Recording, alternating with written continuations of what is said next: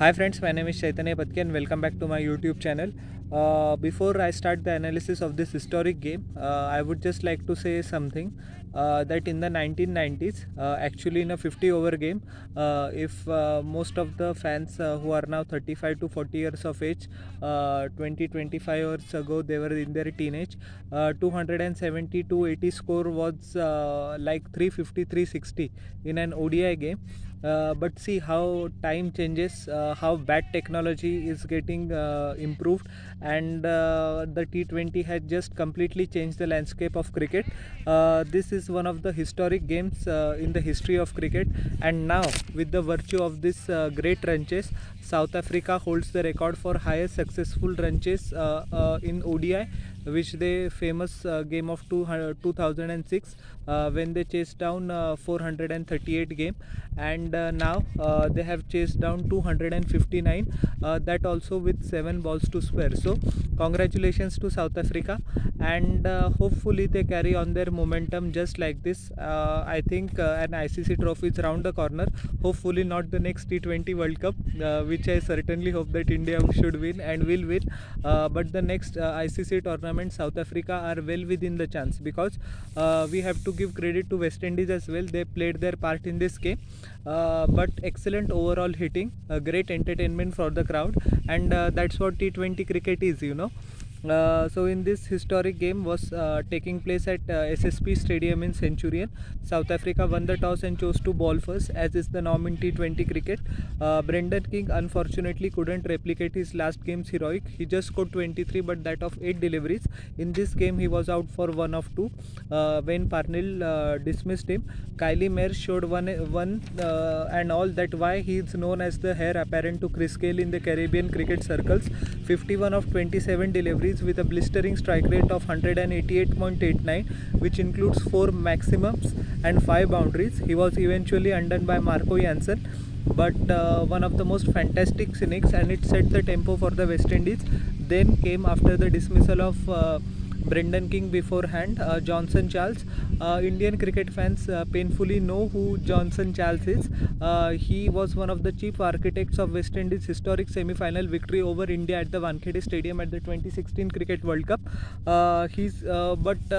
He certainly has lost the spot in the past 7 years. He has been constantly in and out of the white ball side of West Indies, especially T20 cricket. But kudos to him, he never gave up. He played his straight in the Bangladesh Premier League and various T20 tournaments around the world, and his hard work came to fruition with this magnificent innings. 118 runs of just 46 deliveries. I repeat, 118 runs of just 46 deliveries, which includes 11 maximums and 10 fours. This is, I think, the greatest international innings played by any batsman of any country in T20 cricket. Strike rate of a mind-boggling 256.52. Even Rohit Sharma and Virat Kohli can't play such sort of an innings. He was eventually dismissed by Marco Jansen. He was clean bowled, but not before providing great entertainment. His predominant side is the leg side, and he picks up the length of the ball pretty quickly, gets into the position, and just hammers that one over square leg or deep square leg. His pull shot is great. His hook shot is one of the best in the business, and excellent to see Johnson Charles. And hopefully, I think his talent and ability were never in doubt, but his consistency always was. Now the Caribbean cricket fans will have their finger crossed that we need to see this sort of Johnson Charles until the end of his career. Nicholas Puran, 2 of 3, trying to up the ante. Jansen actually took 3 wickets today. He was undone by Jansen as well. Aidan Markram taking a simple catch in the deep. Ravman Powell, the skipper, also scored 28 of 19 deliveries, which includes 2 maximums and 1 boundaries. He was dismissed by Wayne Parnell. Romario Shepherd once again showed that why he's is exciting, is promising. He has shown his ability and skills in the Caribbean Premier League. He has played well in the PSL as well, given the limited opportunities that he has had there. 41 of 18 deliveries, 4 maximums, 1 boundaries, 227.28 the strike rate. What a joke that innings was. And Odion Smith also doing his bit. 11 of 5 deliveries, which includes 1 boundary. Both were not out towards the end. Just 6 extras by the South African bowlers, but the show belongs to Johnson Charles and Romario Shepherd.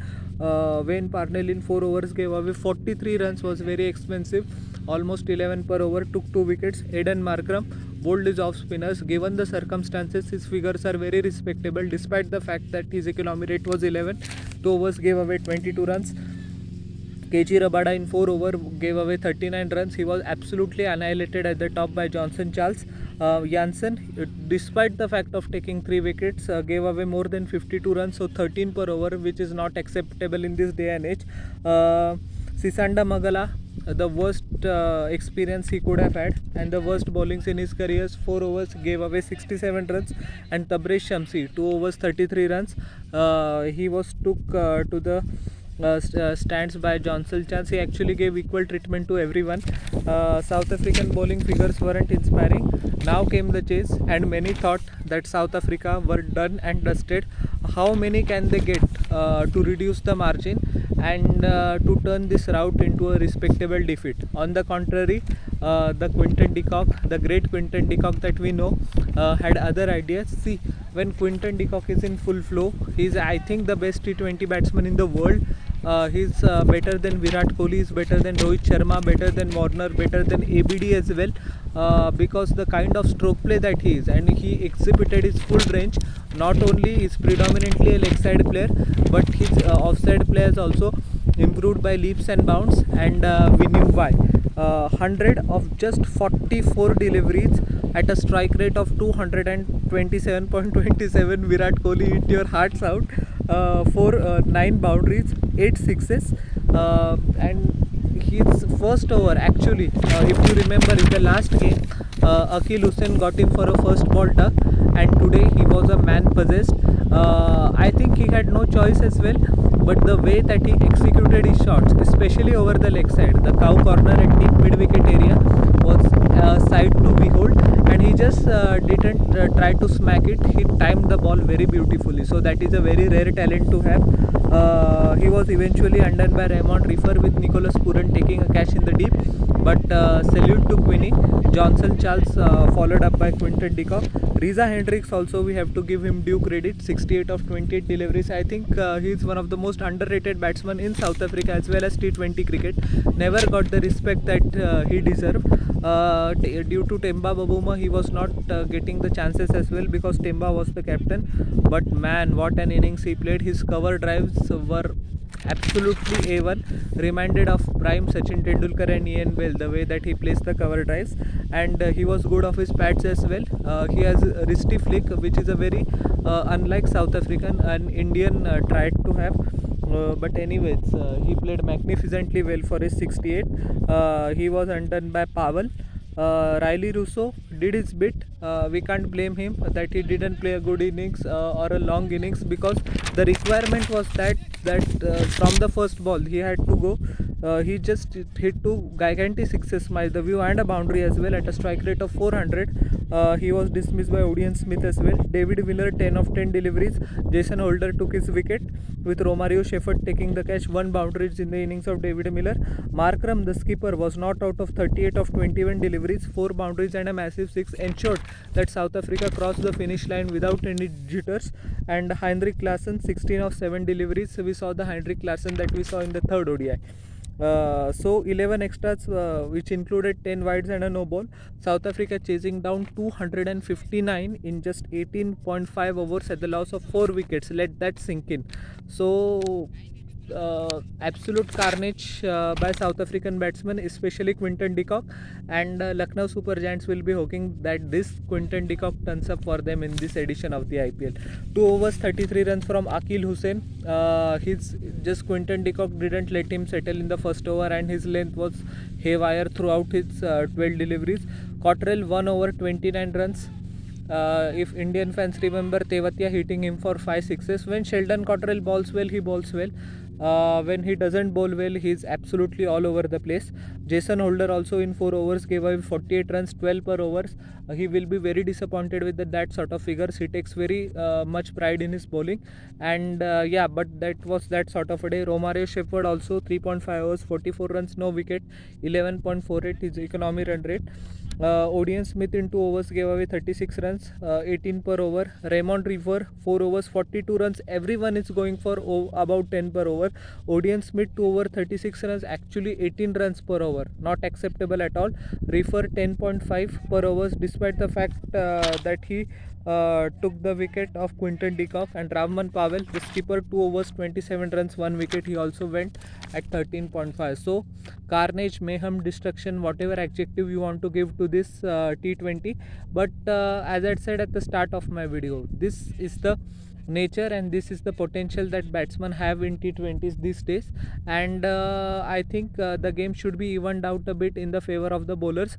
But when the pitch is flat, when the grounds are the boundaries between the pitch and the the boundary and the pitch is the distance is very low or not large enough, as is it the case in Melbourne Cricket Ground, for example, or the Dubai International Cricket Stadium. These are the international stadiums where the boundary is located at a fair distance from the pitch. That is not the case certainly in South Africa and most of the grounds in India as well. So anyways,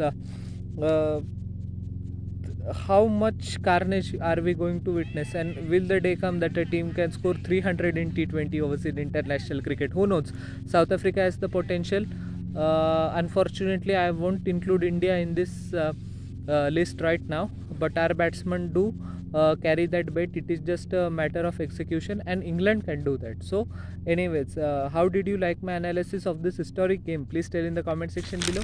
And don't forget to like, share and subscribe to my YouTube channel and press the bell icon for further notifications. We'll meet in the next video. Till then, everyone, bye. And I am humbly requesting to you all once again, please subscribe. The name is Chaitanya Patki. Your subscription helps me a lot. Thank you.